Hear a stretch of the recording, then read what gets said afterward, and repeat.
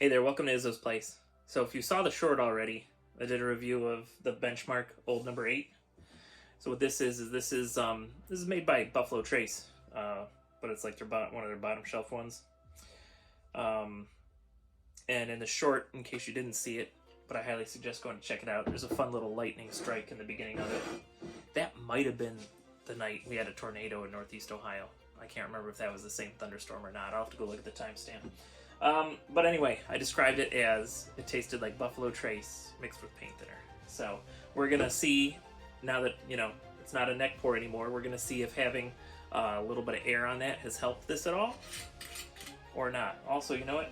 I'm gonna pour it now. We're gonna wait a little bit because I got something else we're gonna do. A while ago, I did a wine review, a red smoking loon, and then I forgot about it. And red wine doesn't always keep. Sometimes it tries to turn to vinegar or other things, so we're gonna taste a little sample of that. I did at least have it recorked, but we'll see. So let's go ahead and pour that out. And it almost looks darker too. So some oxidation is definitely taking place with this. So this is a Smoking Loon. If you want to see a review of a fresh bottle of it, feel free to check out the channel. It's on a Thirsty Thursday somewhere. Ooh, that's almost like it's 5 o'clock somewhere. It's Thirsty Thursday somewhere. Alright. Yeah, that looks darker than I remember. So, thinking maybe some oxidation took place. Pelee Island Winery. So if you're in the Ohio area or vacationing in Ohio area, this is a little island you can access from Ohio. You can also access it. Oh, that does not smell good. Ooh. You can also access it from Canada because Pelee Island is Canadian, or it's owned by Canada, or it is Canada. However you want to look at that. So you need a passport to get there. I almost don't want to drink this. But in the name of science and content, I will drink this. But let's go through the tasting notes. Let's go through the nose first. Yeah, it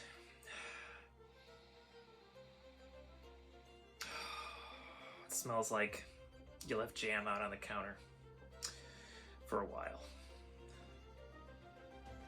Oof. Man, I don't want to drink this.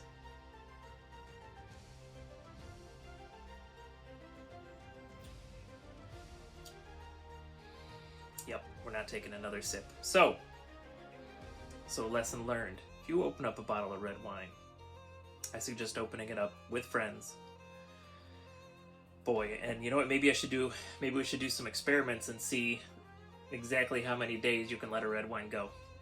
I'll go buy some. Well, this is what we'll do. So I'll go buy some Aldi wines because that should be nice and inexpensive.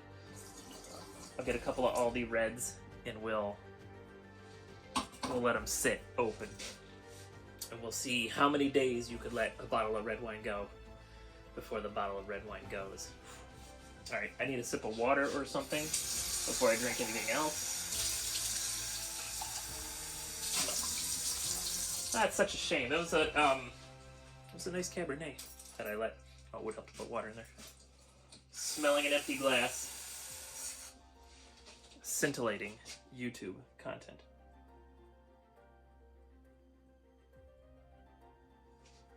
Ah, good stuff. Yeah, so that's a real bummer. Now I know sometimes I suppose I could let this go completely into vinegar. Then I could use it for cooking. You know what? I wonder if I could turn this into a red wine sauce. I wonder.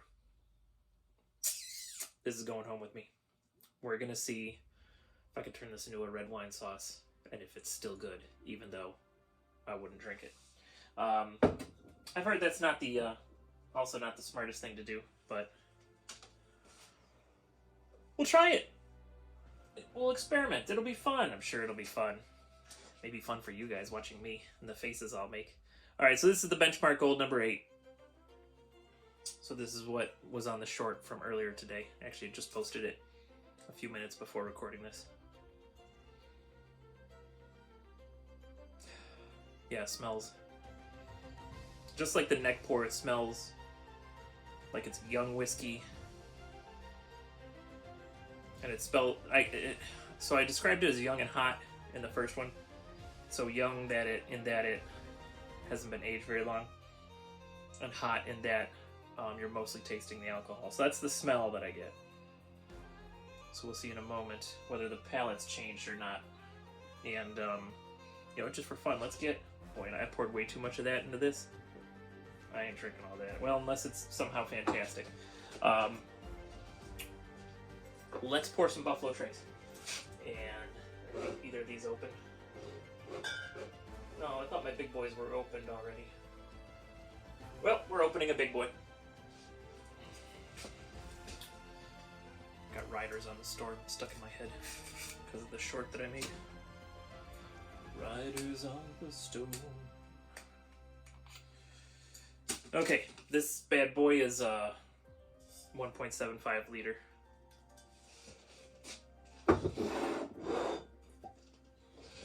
Not as impressive a pop as a smaller bottle. Here, did you get that? I don't know if you could hear that. It's not as good. The second time was a little better though, I will admit. Ooh, the glug is good though. Right. Alright.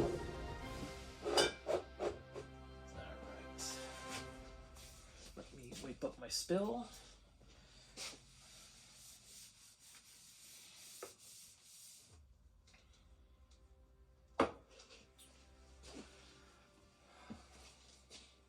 Alright, so this is the Buffalo Trace. Yeah, that smells like I'm used to with Buffalo Trace. Got cloves, I got vanilla, I got cherry. That's normal for me with Buffalo Trace.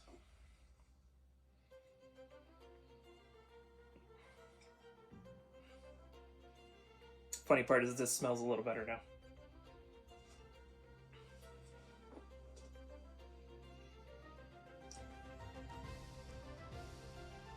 Okay, but yeah, so it's like it's got Buffalo Trace notes, but they're muted, and it's got a very alcohol forward smell, like a paint thinner or a rubbing alcohol.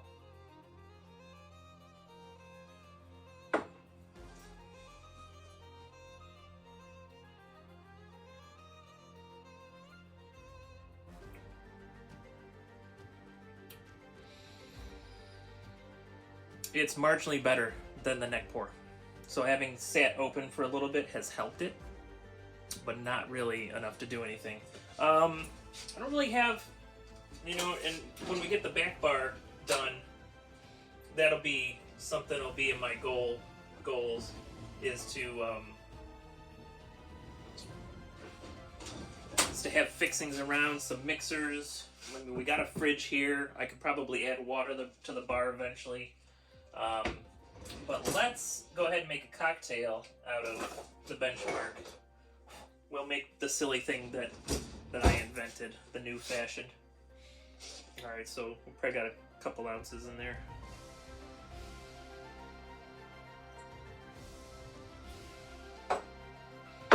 So I'm gonna add, since I don't have any oranges, and you know an old fashioned usually has like a orange zest in it. So we're just going to add a little bit of blue curacao. We'll add like roughly an ounce blue curacao. And then we're going to add some bitters. So that's my silly little drink, the new fashioned. Maybe I'll make a classier version of that eventually. So we got some Angostura aromatic bitters. Put in 4 dashes of that. 1, 2, 3, 4. Okay, let's see what that looks like. I got a spoon.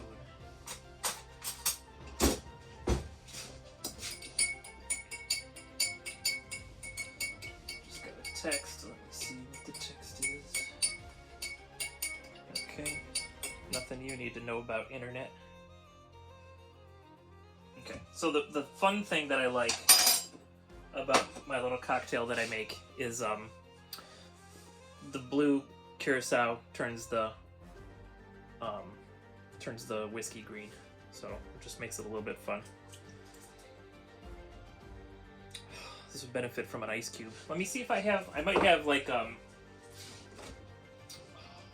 don't have ice cubes, but I've got these silly things.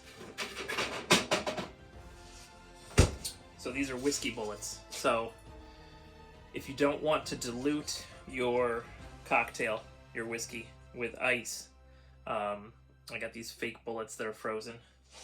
Oops. And they will chill down your cocktail without diluting it. They'll chill down your whiskey. So we'll throw a couple of bullets in there.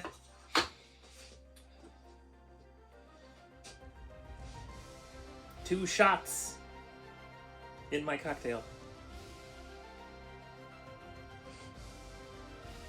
So it does smell good, but you know, it's got aromatic bitters and it's got the blue curacao in it.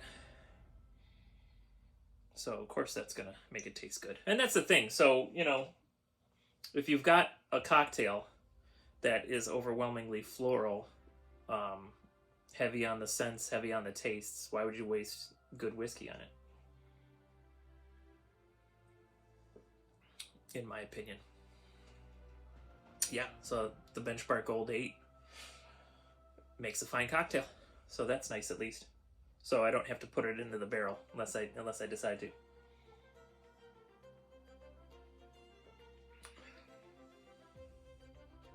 It's surprisingly good. It's surprisingly good. So if you have the ingredients at home, make yourself a new fashioned. That's what I'm calling them. Izzo's New Fashioned.